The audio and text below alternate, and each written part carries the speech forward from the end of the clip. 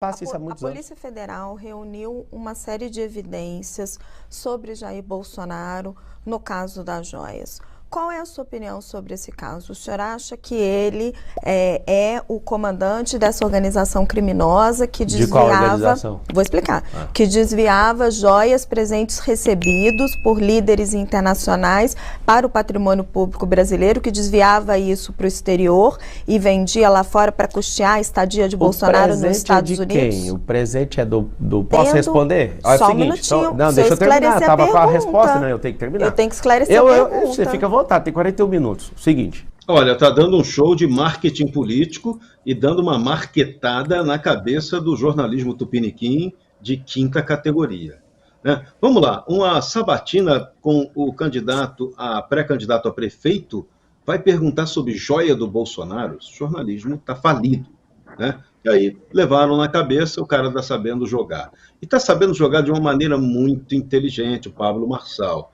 Ele sabe que ele precisa contar com o apoio do eleitorado de Jair Bolsonaro, que não está muito seguro, não está nada seguro no apoio ao atual prefeito Ricardo Nunes. Então, Pablo Marçal parte para cima desse eleitorado e pode ter um resultado surpreendente. Tomara que ele consiga ser candidato à Prefeitura de São Paulo. Tomara que o partido dele, no final das contas, na hora da homologação da candidatura, não rife a candidatura dele atendendo a outros interesses. O Pablo Marçal, no debate da eleição municipal de São Paulo, vai ser importantíssimo. Se vai ganhar ou não, é outro detalhe, mas ele está preparado para botar a polêmica, quebrar ali o gelo de um debate que pode ser uma polarização não muito inteligente entre o Ricardo Nunes e o Guilherme Boulos. Então, bem-vindo, Pablo Marçal. Meta o pau. Ô, Coronel, e no caso aqui de São Paulo, desde o começo da campanha, foi o pior pesadelo do Ricardo Nunes, né? Que houvesse uma candidatura que representasse, de fato, a direita paulistana. Houve a tentativa de lançamento da candidatura do deputado Ricardo Salles, nosso parceiro aqui do Bradock, o Salles, não conseguiu viabilizá-la e o eleitor ficou órfão disso, né? O próprio Nunes manobrou bastante para que isso acontecesse, né? Para que o PL não lançasse candidato e o apoiasse, porque sabia que se surgisse uma alternativa para o eleitorado, estava praticamente dinamitada a candidatura dele. Com esse protagonismo do Pablo Marçal, será que o principal ameaçado é mesmo o prefeito? O Marçal vai se cacifando aí para, quem sabe, voos mais altos nessa eleição, Coronel? Pois é, você sabe que eu tinha a impressão, nessa direção do que o Darcio colocou, e até o Polon também, de nós estarmos falando de diversão e de nós estarmos falando do Padre Kelmo, ou até do Cabo Daciolo. Mas você sabe que várias pessoas me mandaram mensagens, porque conhecem a minha posição, eu sou muito cético em relação a esses outsiders que vêm, ele já se candidatou a presidente.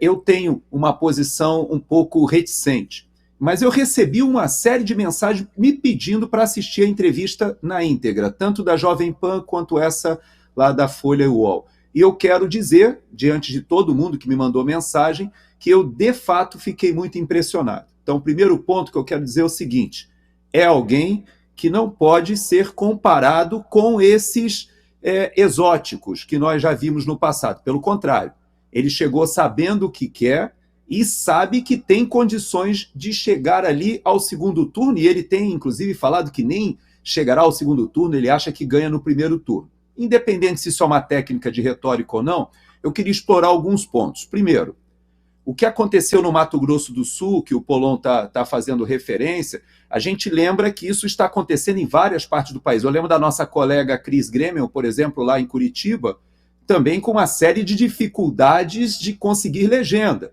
Nós vimos que essas articulações, olhando 2026, Polon, na minha percepção, é uma das grandes reformas políticas que nós teremos que fazer no país, ensinando o eleitor que o princípio da subsidiariedade é fundamental. A gente deveria estar pensando o país da esfera da nossa família para a nossa cidade, dali para o nosso estado e depois para a União.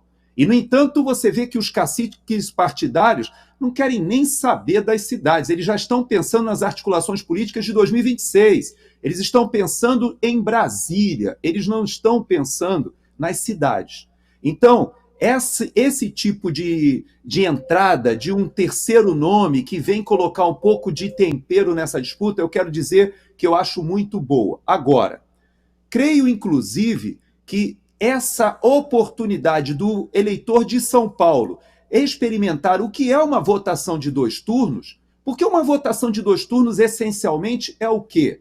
É aquilo que a gente viu, inclusive, na França. No segundo turno, o que o Macron fez? Ele foi lá e se juntou com a extrema esquerda porque ele não queria deixar de jeito nenhum o partido, né, da direita, que eles rotulam de extrema direita, né, que, na verdade, a gente poderia considerar até uma direita, mas, digamos, ele não quis ceder esse espaço e se articulou com a extrema esquerda.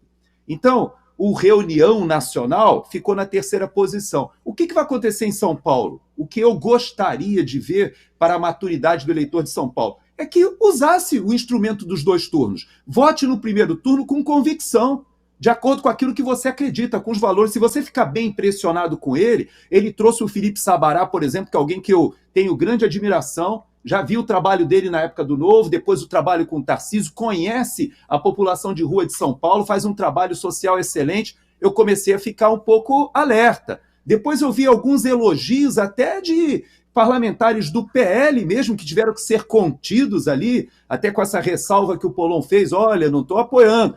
E a gente vê muita gente, na verdade, dizendo o seguinte, olha, esse cara representa muito mais aquilo que eu gostaria de ver na disputa de São Paulo do que talvez alguém que articulou ali com o Kassab, que está pensando em 2026. Então, eu creio que é muito bem-vindo.